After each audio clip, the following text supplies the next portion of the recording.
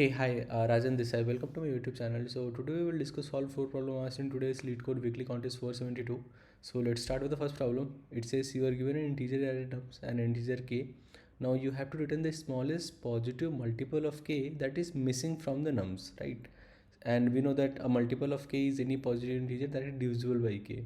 So the multiple of k are k, 2k, 3k, 4k, 5k and so on, right? So what we will do, it's a brute force problem. For just start with k, first check if k is missing from the array. If it is missing, just return that k value, otherwise go to 2k. Similarly follow the same approach, check if 2k is present in the array or not. If it is missing, then just return 2k, otherwise go to 3k and follow the same approach, right? So yeah, let's directly look at the code. So here is the code. What I have done, I have sorted the nums array, right? Then I started with k. So this is my current value, right? So I start with k. Now what I'm doing, I'm going a loop. So I'm just checking if, so this function which would essentially tell you that if the number is present in the original array or not, right? So since I have to apply binary search, I sorted it initially, right? So just apply the binary search and just check if the number is present or not. If the number is not present, right? If the number is not present, then this is the missing number, the first minimum multiple of k that is missing. So just return that value. Otherwise, go to next value. So k, 2k, 3k, and so on, right? So yeah, and one more thing, it is guaranteed that your answer would be returned from here. So this case is redundant, so just do assert fall and return -1, right? So yeah, this is all about the first problem. Now let's look at the second problem. In the second problem, you are given an integer array nums and a subarray is called balanced if the number of distinct even numbers in the subarray is exactly equals to number of distinct odd numbers, right? And we have to return the length of longest balanced subarray, right? So this is also implementation problem. So what we can do, we know that your n is up to just 1000, right? So 1500, so we can easily apply order of n square solution. So what we can do, we can go through each possible subarray, like so each possible pair of left index and right index, and just we can check simply how many number of distinct even numbers are there and how many number of distinct odd numbers are there, and if both are equal, then this is one of the potential subarray. So just update your answer, right? So yeah, let's directly look at the code here. So here is the code. This is my nums array, right? This is my size and this is my answer. Answer will tell you the maximum possible subarray, right? So here what I'm doing, I'm going through each possible left index and right index. So I started from I equals to 0, I less than an I plus plus. Then I'm going through each possible subarray starting from your left index as I, right? So here I have taken few variables. So this will tell you the distinct even variable, this will tell you distinct odd variable, right? And to store the frequency, I have used a unordered map. So here what I'm doing, I'm just like fetching the number at index j, right? Then I just check if this number is present in the first time.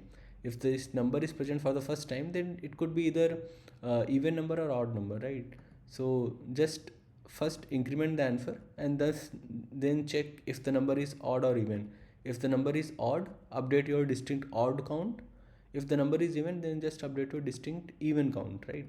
And after that, just check if both are equal. If both are equal, then just update your answer and at the end return your answer, right? So yeah, this is all about the second problem. Now let's look at the third problem. In the third problem, you are given two strings s and target, right? Both have the length n, right? And they contain the lowercase English letters. Now we have to return the lexicographically smallest permutation of s that is strictly greater than target, right? If there is no permutation exist, right, which is strictly greater than target, then just return the empty string, right? And we know what is lexicographical shortest string, right? And we know what is permutation. So permutation is an arrangement of all the characters in a string. So yeah, this is a good problem. Let's see how we can approach it. So in third problem, we are given s and target, and we have to find out the smallest lexicographical smallest permutation, which is strictly greater than the target value, right? So we are given a function that takes two argument s and target, right? So to solve this problem, what we will do, we will first let's say this is my target string, right? Target string index 0, 1, 2, and n minus 1, right? So to find the lexicographical smallest permutation of s which is greater than this target value, if the permutation is more than this target, what it means? It means that this first character has to be, let's say that character is ch, that character has to be either ch or ch plus 1 and so on, right? This first character has to be more than this character, right? Or if it is equal, let's say in the smallest permutation this character is same, it means that from this part, like for index 1 to n minus 1, one of them has to be more than this character, otherwise it won't be strictly greater, right? So there are two cases. If your first character is more than this character, right, in the permutation, then that is fine. So if the first character, so let's say I choose a character from s which is more than this ch, let's say that character is something ch dash, right, and which is more than ch. So if I keep ch dash here, what it means, if the first character is strictly more than this, then after that it doesn't matter. So to find the smallest lexicographical, what we can do, so apart from this cs dash from string, we will try to keep all the characters in increasing order, right? So let's say that s contains a b c and d, and let's say one of these cs dash character. So once you keep cs dash character, this, so we know that if the first character is itself more than ch, then this is anyway strictly greater. So after that it doesn't matter how you keep this like how you keep these characters in the order. So to find the smallest, just keep in a increasing order. So it would be a b c d and so on, right? So all these are in increasing order. So if you're, so this is the case when your first character is more than this ch character, right?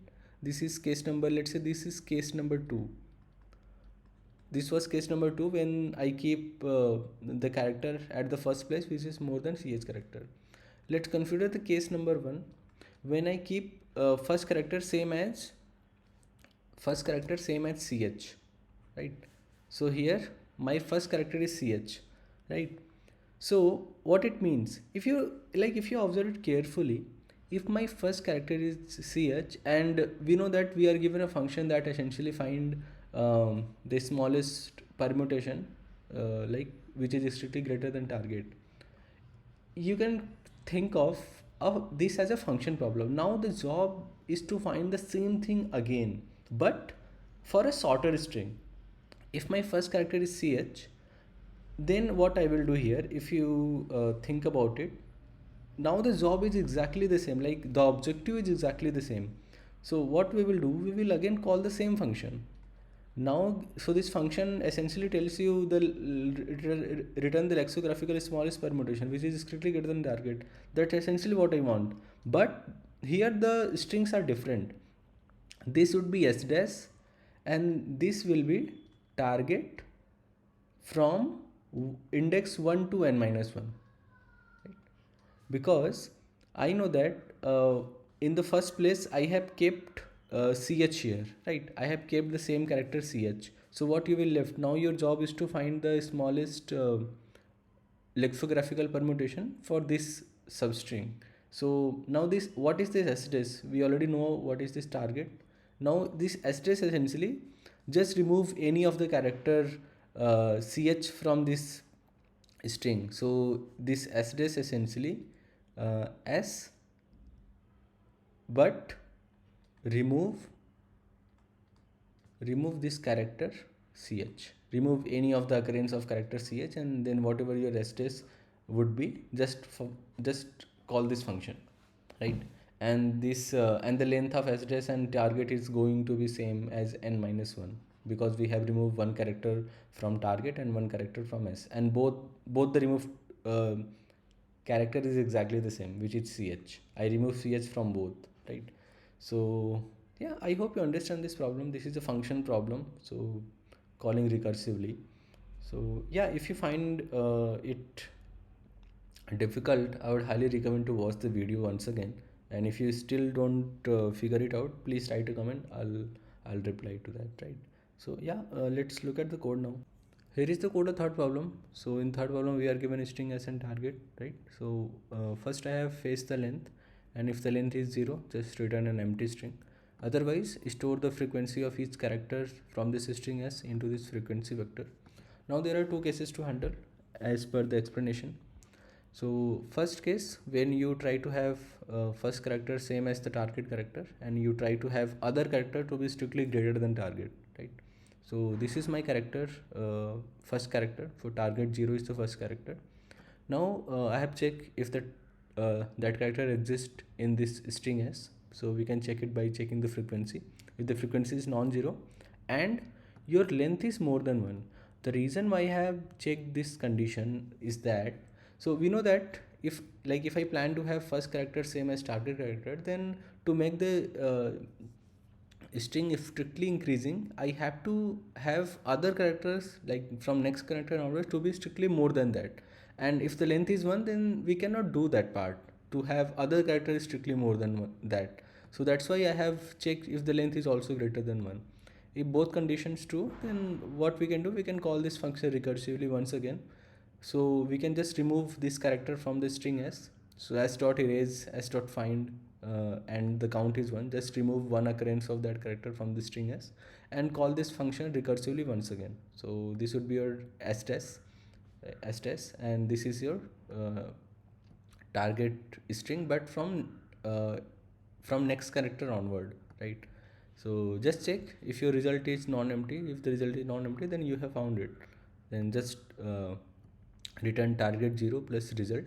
Otherwise, go to case number 2. In case number 2, we will start from ch plus 1. So let's say my first character was target 0, right? So we will start from target 0 plus 1, the next character, and up till 26 and ch plus plus.